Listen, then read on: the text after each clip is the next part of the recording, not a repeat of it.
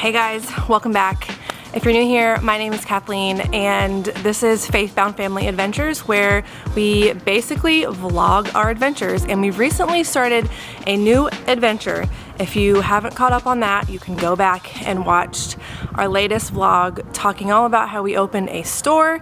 We used to RV for almost 4 years, and now we have to be a lot more intentional about traveling and just going on adventures together as a family. Also homeschool and, you know, all the things that encompass having a family.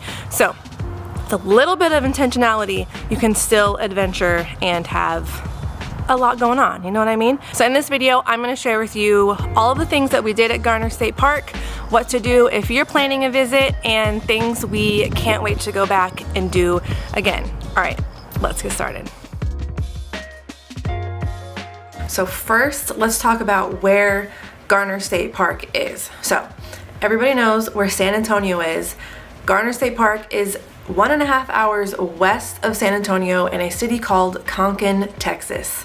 I don't know if I'm saying that right. I feel like every single city since moving to Texas we have pronounced wrong in the beginning. So if I'm not pronouncing it right, tell me how I should be saying it in the comments. It is located on the Frio River, and it includes 2.9, so basically almost 3 miles of the river is located within this state park. We were coming off of Labor Day weekend, so it was the weekend after Labor Day weekend, and it was considered off season, so there wasn't as many people as normal, and we could definitely tell. So we visited on a Sunday. We got there in the morning. The majority of people didn't start showing up until like mid-afternoon, so around 1-2 o'clock, and by then we had already been there for a while, so we were able to do and see a lot. So get there early if you can, especially during peak season. So the best way to visit any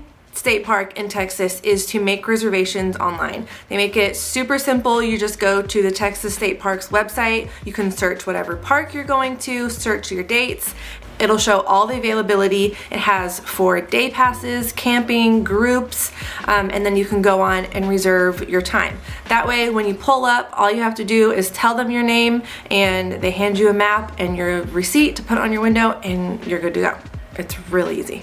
Also, in this video, you'll notice that the water isn't as crystal clear as all the pictures when you start researching it online, and that's because the water levels have been extremely low, because here in Texas, the summer was extremely dry and hot. So hopefully when you visit, the water levels will be higher so you can see that beautiful crystal clear water. So let's talk about all the things that there is to do at this park. Number one, hiking. There is lots of incredible hiking, ranging from easy to challenging. However, I will tell you, we did not hike at all at this park, which is why I don't have any footage, and it's one reason why we want to go back.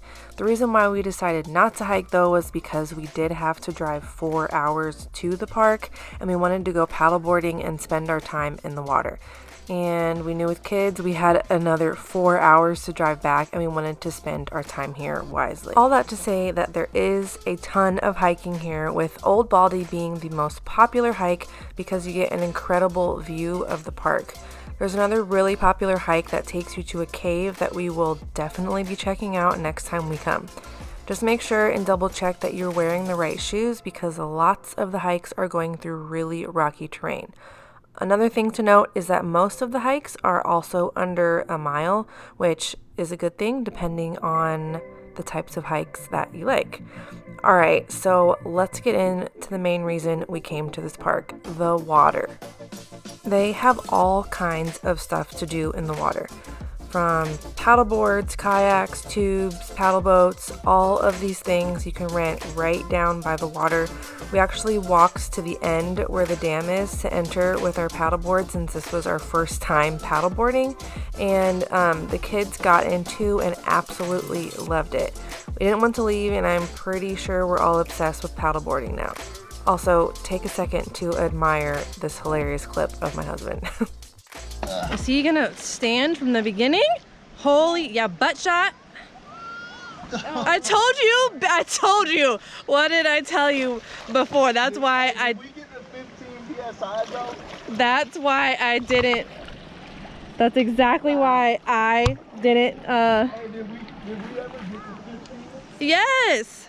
I don't feel that we got. That's why I didn't. This is way too long. Needless to say, we all loved it so much, and we will be back for sure. Let's talk about food. This is what everybody wants to know, right? When we went, we ended up bringing a picnic lunch, which I am so glad we did.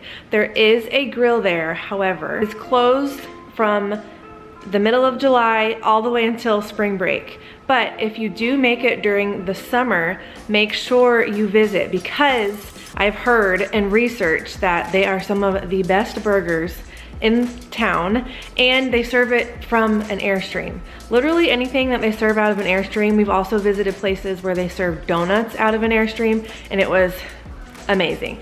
So highly recommend trying to check it out in the summertime when Garner Grill is open. It's located right next to the pavilion, where in the summertime they have dances, and apparently these nightly dances are something to be remembered because they've been going on in the summer ever since the 1940s.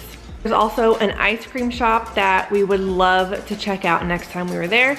But while we were there, one thing we did make sure to check out was the candy store. It is full of so many like nostalgic candies and sodas, Japanese sodas, Mexican sodas.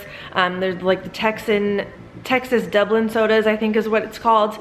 But they also have like candies with bugs in them, which I was not about that life, but they had all kinds of stuff. So if you're there, make sure you check out the candy store, and right next to the candy store is mini golf. It's very inexpensive, and it's just another thing that you and your family can do while you're there, especially if you have younger kids.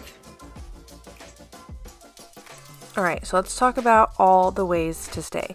Now, I am strictly talking about how to stay within Garner State Park, not anything in the surrounding areas, because there is a ton of places to stay in the surrounding areas as well. As former full-time RVers, state parks have been some of our most favorite places to stay, mostly because of the beautiful places you can stay and also the costs. The cost of these sites ranged from $15 to $35, some of them with complete full hookup, some of them with partial, just water and electric, some of them tent-only sites, and they all looked extremely spacious, very clean, and very, very well taken care of. They also have cabins available, which when you drive through the park, you will see those close to the river. I don't know anything else about them besides that there were a ton of people staying there. So I'm sure this is a great way to camp together as a group. Like if your family is coming with you, this would be a super fun way to get together. Alright guys, that's going to do it for this video. I hope that this was helpful and you're able to plan your next adventure even better now. If you have any questions, leave them down below. I'll be sure to answer them. We cannot wait to hopefully go back in the fall. I've heard that the leaves changing there are amazing. So if you're planning and watching this, try to make a trip out soon because the leaves will be changing. We have a whole Texas travel playlist that I will link somewhere here or here that you can go and check out. But until next time, we will see you in the next video. Bye guys.